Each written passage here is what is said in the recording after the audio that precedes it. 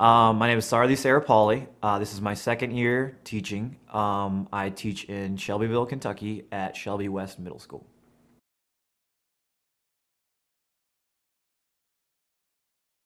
I think the biggest thing that I didn't understand was how explicit you have to be about things you expect from kids.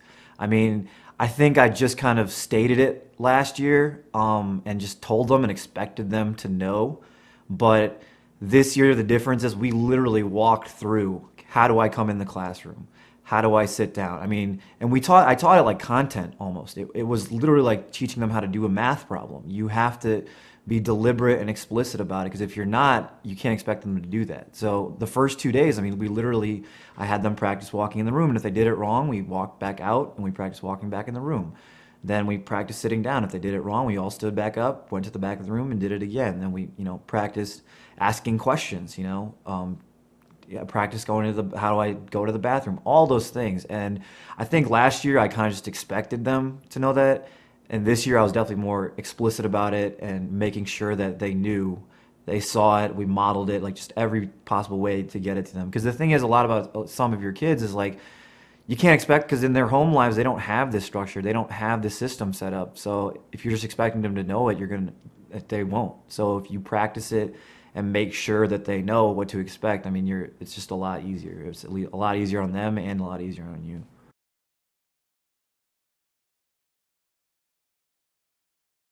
And we do have a reward system in place in my classroom, for groups that are I split them up in groups of four, and they're each at the tables. And there's like group A, group B, and so positive reinforcement is like, when a group is really focused on task, I give them a point. When they're really doing what they need to be doing, I give them a point. When they're off task or I need to remind them, we actually have a school-wide discipline procedure set in place that I abide by, but I kind of tweak it a bit. Where if I have to remind you once, that's step one. If I have to say your name twice, that's your second strike. By the time I get to three, you're walking over to the phone and making a phone call home. There's a script right above the phone, and you pick it up and you say, I'm in Mr. Saripalli's class. He asked me to make a phone call home. He will be calling you tonight, and there's a whole script, but and then if they if I have to do it four times in one class, that's another level. And by the fourth times, we send them down to our team leader, and then fifth time is a referral. So I mean, and they know these are posted clearly, like first step, second step, third step. These are all posted very clearly. They know. Personally, this year, because we practiced so much, I haven't had to have a phone call home yet. Last year, we had that same discipline policy, but I didn't walk through it with them. So because I feel like they didn't know as much, they didn't necessarily know what to expect. And so we did have a lot of phone calls home. We did have referrals. But this year, because we practiced it so much and they knew what to expect, I haven't had to have a kid call home this year. So.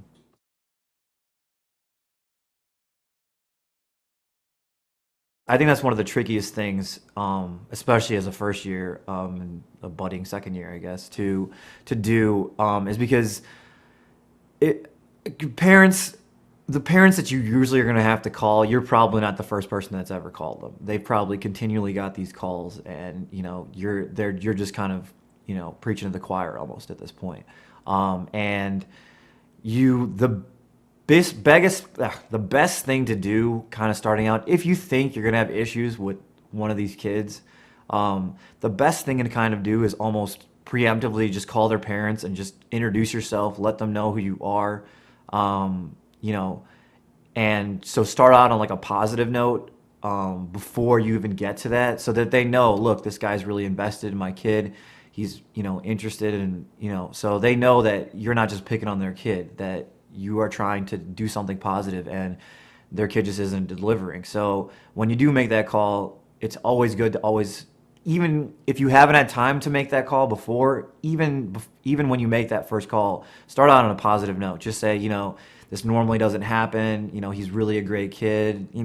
I mean, to be honest, even if you have to lie a little bit, nobody wants to start off a conversation on a negative note. So always start out with a positive, and then just let them know what's going on. And like I said, usually you're not telling them anything they don't know. And then kind of let them know. And I think that one of the best things is to just ask for their input. And a lot of times they won't give it, and you can't expect them to give it. But a lot of times it's good to ask, what works for you at home. You know him better than I do. I only get to see him for 45 minutes a day. You said get to see him in theory longer than that. What works with you? What works with you guys at home, and things of that nature. So making sure that they're also a part of what's going to happen. Now that's ideally, they'll have answers for you and they'll give you good suggestions and they'll want to be part of it. But the problem is a lot of these kids, when you do call home, their parents are kind of just, like you deal with it. I mean, thank you for notifying me, but you need to deal with it. So it's almost more of a just letting them know rather than, what should I do kind of thing.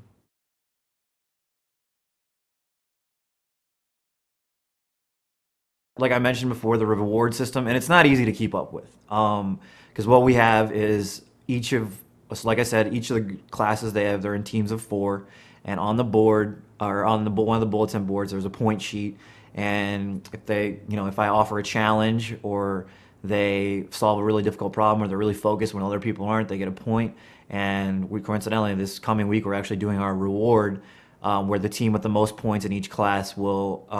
We haven't decided yet. Either we're going to do a prize box where you just go to the dollar store and pick up a bunch of cheap stuff and give it away, or we're going to do a pizza lunch, where instead of going down to get their normal cafeteria lunch, they get to stay with us in our classroom, and those whatever 20 kids will get to eat Domino's for lunch or something like that. So it's kind of, yes, I guess it technically is a form of bribery, but just having that system in place where they feel an ownership and accountability for their work, and they're working towards a goal.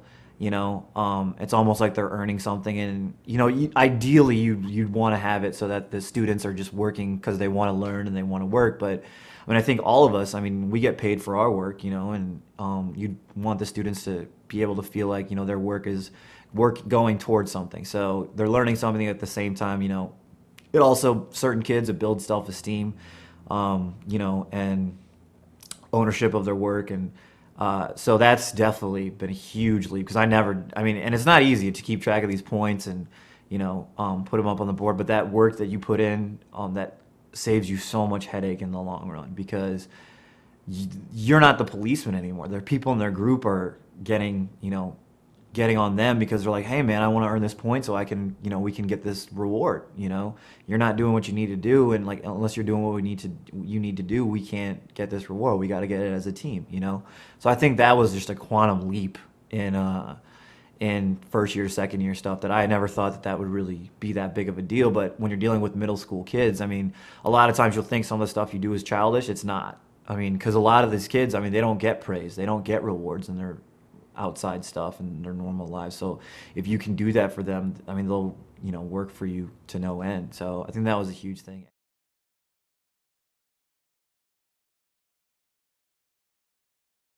Being deliberate about everything.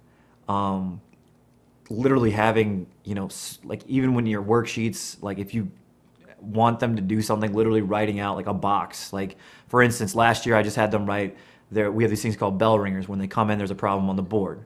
Last year we just had them write it on a loose leaf sheet of paper. This year we literally have a bell ringer sheet with 5 boxes on it for every single day, and they fill it out, and just because that's what I want. I want Monday, Tuesday, Wednesday, Thursday, and being specific about that, deliberate about that, having that there so that they know exactly what they need to do, I think is also a huge thing. Because last year I would kind of just give them stuff and assume that they would be able to do it, but you have to set them up to succeed. You kind of not baby them so much with the material, and spoon feed them the material, but if you want something done, make sure they know exactly what you want.